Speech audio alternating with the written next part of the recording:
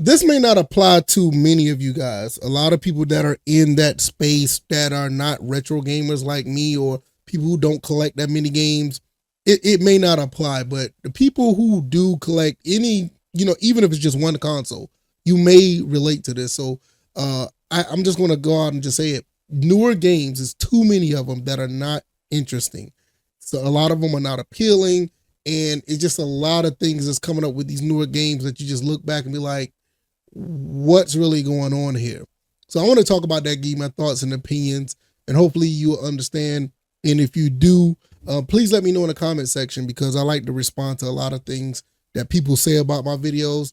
And if you click this video based on your recommendations, I really appreciate that. I'm not going to lie. I really appreciate it. You guys are absolutely awesome. Consider subscribing to the channel. Also, I'm trying to get to 1,000 subscribers by the end of the year. And it's all thanks to you guys. If you spread the word, let people know, share what we're doing over here, talk about gaming and everything under the umbrella from retro to current games. So let's just talk about this. Newer games just aren't that appealing. And when I talk about newer games, I'm talking about like the games that have been coming out for the past few years, probably even the last 5. You have to dig deep to find like these games that you may not have heard of, indie titles, or whatever the case may be, that actually keep you interested in the games going forward throughout, every release cycle when games do come out every week or whatever the case may be.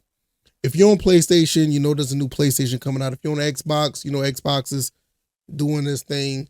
And if you're on Nintendo, you're probably in a good space if you're in Nintendo. And if you're on PC, you pretty much damn near got the best of everything right now outside of Nintendo, but you know how that goes.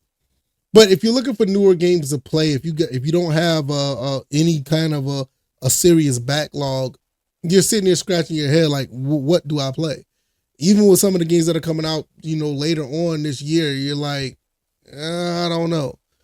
Star Wars Outlaws was okay. Some people thought it was okay. A lot of bugs in the game, paying a lot of money for that early access. Don't even want to go around Assassin's Creed in this situation. And, there's other games, Warhammer is like a hit, you know what I mean?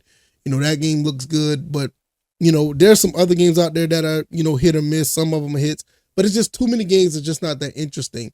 And it had me go back, to be playing older games. I just did a video about this Nintendo 3DS. I didn't know that this handheld was that good.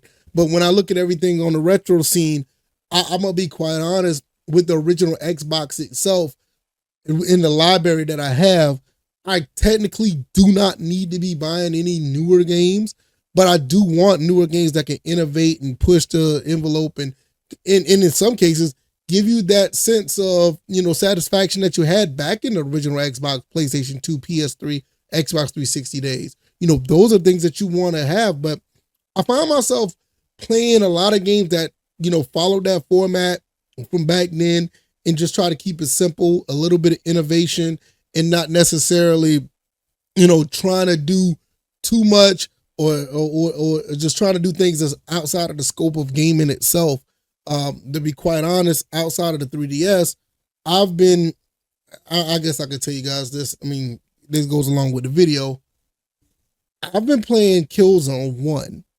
I'm going back to play all 3 of the games again. And I just started back to playing this, and I want to apologize, guys. I wish I really had some gameplay on the screen to show you guys. I don't have it prepared, but I will be putting more gameplay on the screen like I did in my earlier videos.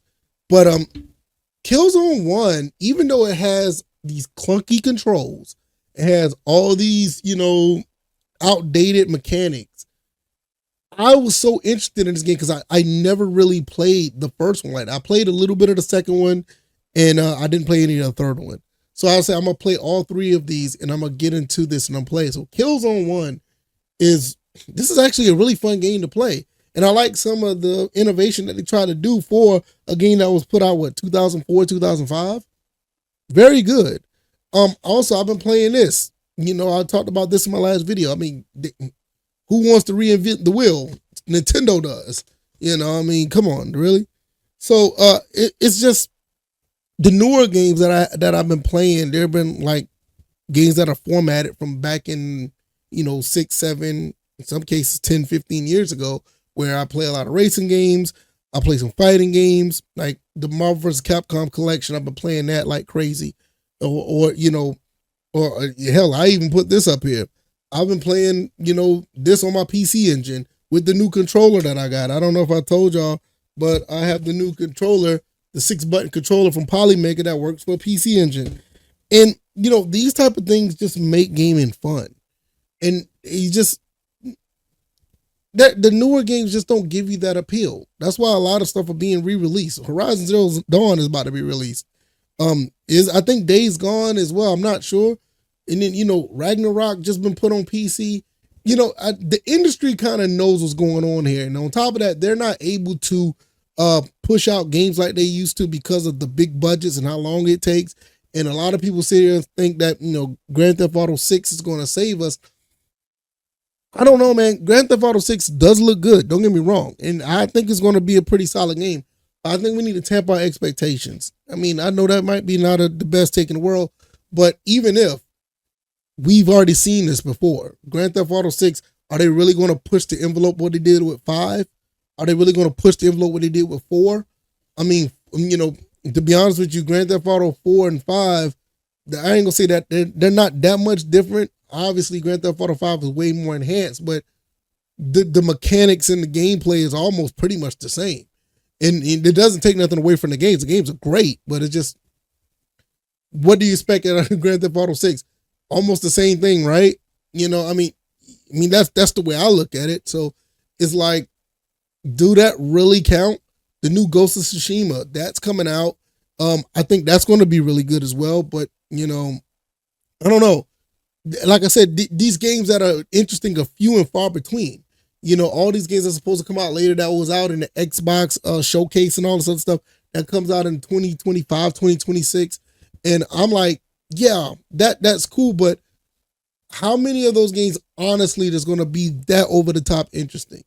Like I said, outside of the Monster Hunters of the world that's coming out, and you got, I think another Call of Duty, Black Ops 6. I mean, that's Call of Duty. I'm not saying that games need to be completely new. They just need to be interesting.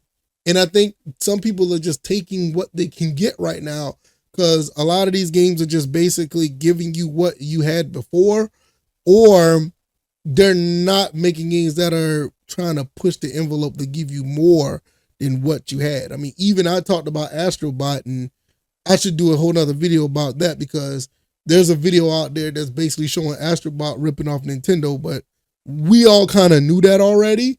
But just to see it in 1-to-1, it was like absolutely, that was great, just to see it. But it doesn't take nothing away from the game, because the game is awesome. It's interesting. But once again, Nintendo's always going to do what Nintendo doing. Sony just copy that. And it is what it is. But nevertheless, what do you guys think? Just, are y'all feeling the same way? Newer games, they're not that interesting. Why is that the case? We kind of know why already. But I just be going on the PC side of things and just trying to find some indie title to play. Or I'll just go through the PSN store and I'll just try to find something, or Xbox Game Pass and find something. I mean, at some point, even though I'm playing Killzone right now, I'm probably going to start, or I'm going to finish off Stellar Blade. I need to do that. And probably start playing Lies of P as well. Like, those are the 3 games that I really want to go ahead and just tackle and knock out. I'm like somewhat almost done with Stellar Blade, and Lies of P, I heard that was good. And I'm going to do all of the Killzones, because 1, 2, 3 and Killzone Shadowfall, I'm going to play those and knock those out as well. And I don't have a big backlog, but it's just, I have one enough to keep me busy. Hopefully you guys have one as well, and not just sitting around waiting for a newer game to be somewhat, appealing to you. So let me know what you guys think. I'm going to get up out of here. Hopefully you guys made it this far. I really appreciate it. Like, share, subscribe, and I will see you guys on the next one. All right, y'all, I'm out. Peace.